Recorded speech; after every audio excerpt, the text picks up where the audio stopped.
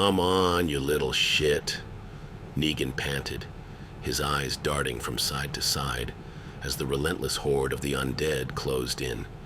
He had been running for what felt like hours, his usual swagger replaced by a desperate stumble. The bat, named Lucille, swung in a wide arc, connecting with the skulls of the mindless creatures with a sickening crunch.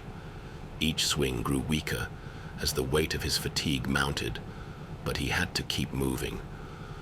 The world around him was a blur of decay and despair, a stark contrast to the vibrant, thriving communities he had once strutted through with confidence. Now, he was just another survivor, dodging the grasping hands and snapping jaws of the dead. The only sound that filled the air was the rhythmic patter of his boots and the moaning of the never-ending horde. "Where the hell did you all come from?" he grunted, swinging Lucille again with a grunt of effort. The question was rhetorical. It didn't matter anymore. They were here, and he was their prey. He saw it in the distance, a beacon of hope amidst the destruction, an old, unassuming building.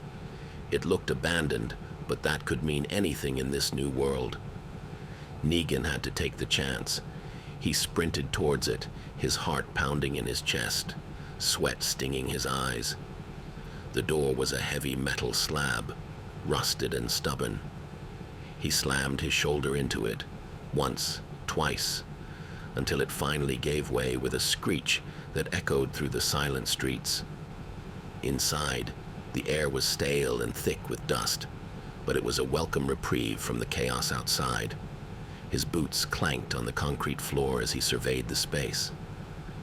The building looked like it had been an office once, with rows of desks and shelves filled with ancient relics of a forgotten past.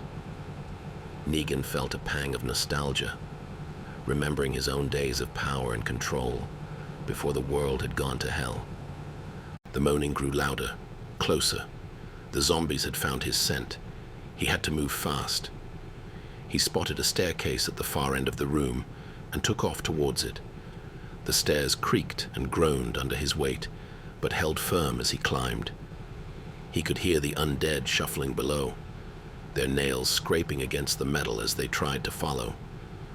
The sound sent a shiver down his spine. On the second floor, he found a room with a sturdy-looking door. He slammed it shut just as the first zombie reached the top step, the wood splintering as it hit the frame. He leaned against the door, his chest heaving, listening as the creature clawed at the wood. He knew it was only a matter of time before they broke through. He had to find something, anything to barricade himself in. Negan's eyes scanned the room, which was littered with debris. A broken chair leg caught his attention. He snatched it up and wedged it under the handle, buying himself precious moments. He took a deep breath and braced himself, listening to the frantic scratching on the other side of the door. He was trapped, but at least he had a chance to rest. The room was small and claustrophobic, with no windows. The walls were lined with bookshelves, the books themselves long since turned to dust. He stepped over the remnants of someone's lunch, now a feast for the rats that scurried around the room. His eyes fell on a framed photo on the desk. The glass shattered. It was a family, smiling and oblivious to the horror that would befall them. The sight of their happiness made him feel hollow. He took a moment to catch his breath, his hand tightening around the handle of Lucille. The moaning grew louder. It was time to prepare for his next move. He knew he couldn't stay here forever, but for now he was safe, or as safe as one could be in a world where the dead had risen to claim the earth. Negan took stock of his surroundings. The room was a mess, but amidst the chaos, he could see signs of a struggle. The desk was overturned, papers strewn everywhere. It was clear that someone had been here, perhaps trying to hold out against the horde. He hoped they had left something useful behind. With the chair legs still in place, he ventured deeper into the room. His hand brushed against something cold and metallic. He looked down to find a crowbar. "Looks like I've got myself a new best friend," he murmured, a sadistic grin spreading across his face. It wasn't as elegant as Lucille, but it would do. The door shuddered as the zombies grew more insistent. He knew he had to move quickly. He grabbed the crowbar and surveyed the room for anything else that could help him. His eyes fell on a fire extinguisher in the corner. It was heavy, but it might just give him the upper hand. He hefted it and approached the door. With a final, deep breath, Negan removed the chair leg and flung the door open. The zombies stumbled in, their rotting faces twisted in hunger. He swung the crowbar with all his might, catching the first one in the side of the head. It dropped like a sack of potatoes, but more kept coming. He stepped back, spraying the fire extinguisher into the horde.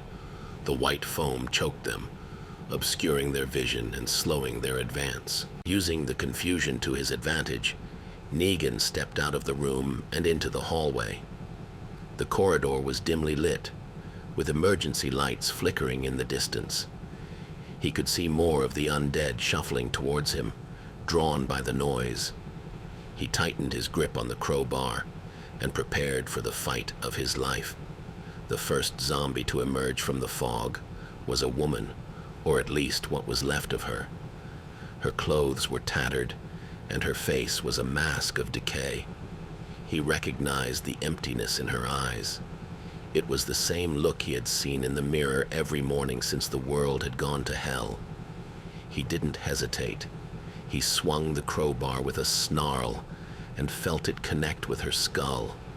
She dropped to the ground, unmoving. The others grew closer, their moans turning into a deafening roar. Negan knew he couldn't take them all on. Not here. Not now. He had to keep moving. He sprinted down the hallway, his boots echoing on the cold, hard floor. The zombies followed, their pursuit relentless. He could feel his heart racing, his breath coming in ragged gasps. The hallway seemed to stretch on forever, but finally, he saw an exit sign. It was his ticket out of this tomb of an office building. He burst through the doors, the cool night air slapping him in the face. He didn't stop running until he was several blocks away, the sound of the horde fading behind him. The moon cast eerie shadows on the cracked pavement as he slowed to a jog, then a walk. He was alive for now, but he knew they were never far behind. The world was theirs, and every step he took was borrowed time. Negan looked back at the building, feeling a strange sense of camaraderie with the people who had once worked there. They had all tried to survive, in their own way. He took a deep breath and turned back to the road ahead. The night was long, and he had a long way to go before he could rest. With a heavy sigh, he slung Lucille over his shoulder and continued his journey through the apocalypse, ready for whatever came next.